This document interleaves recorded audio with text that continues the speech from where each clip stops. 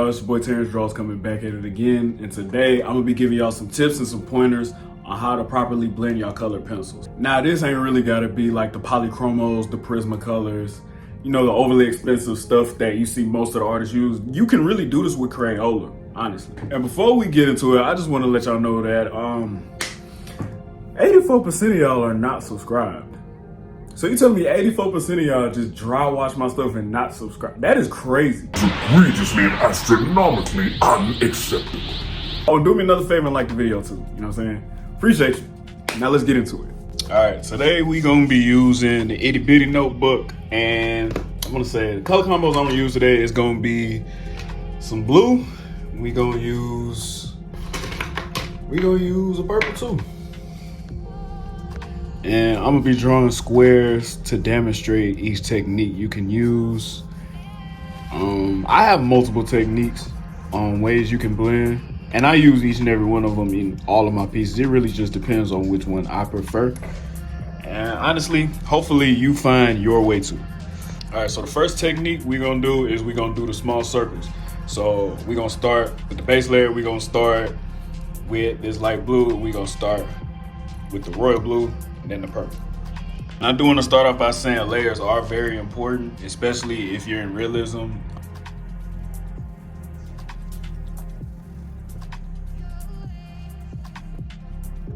Now for the blue.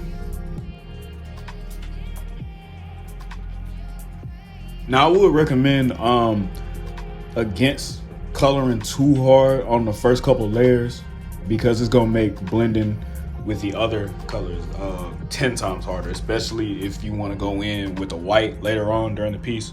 And purple.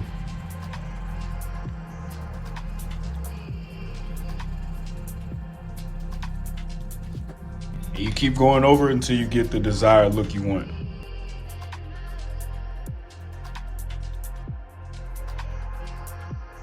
And once you're done, it should look a little something like this. I went over it like 2 or 3 more times. And then the next one, we got cross hatching. Now you see I already got started here, but basically you moving the pencil in a diagonal line, just like so.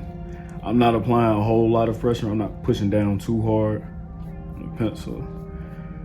And then when I come back here with the blue, I'm gonna move the pencil in the opposite diagonal direction, like this. This can also be used like with pen.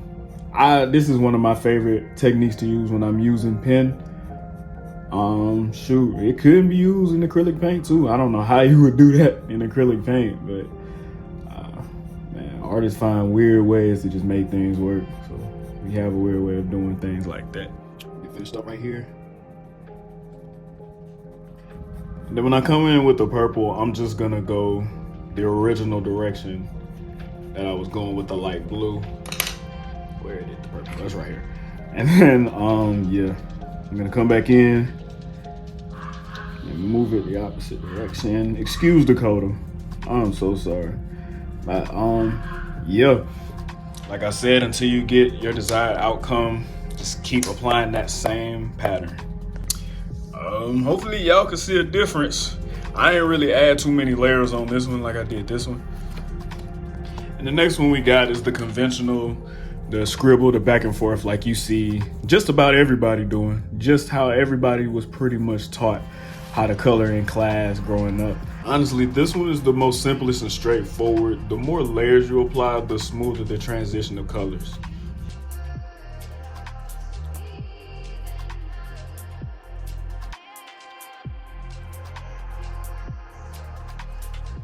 Went over it again about 2 or 3 more times.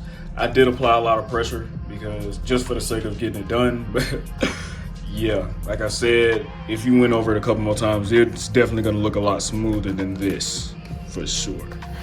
And the last one, all the lazy folks gonna love this one. Simply just use this. And if you don't know what this is a Prismacolor Premier colorless blender. I believe other brands have this as well. So it's basically, if you don't feel like if you don't feel like doing all that work, if you don't feel like adding them layers, just go over it a couple times with this. Now I will say personally, it does come in handy when I'm blending like Copic markers with Prismacolor, or if I'm using a Copic marker as the base layer.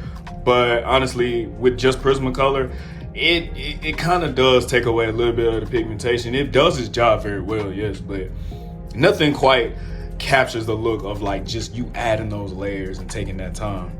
Just like so, you're gonna take your light color, add the base layer,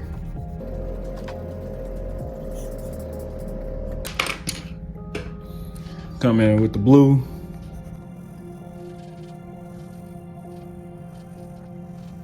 and the purple.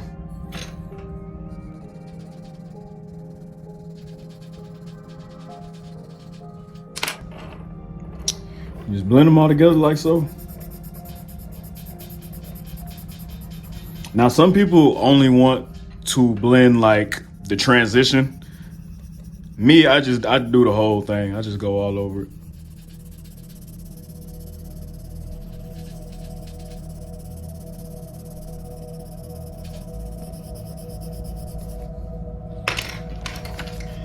And you should have something looking like this. I only went one layer each with each color, so yeah. But honestly, man, I really do hope that y'all took something from this and y'all found this useful. And if so, I'm glad I could help. If not, leave me in the comments what I left out. This has been Terrence Draws. If you enjoyed the video, please leave a like, please subscribe, share, and until the next time, peace.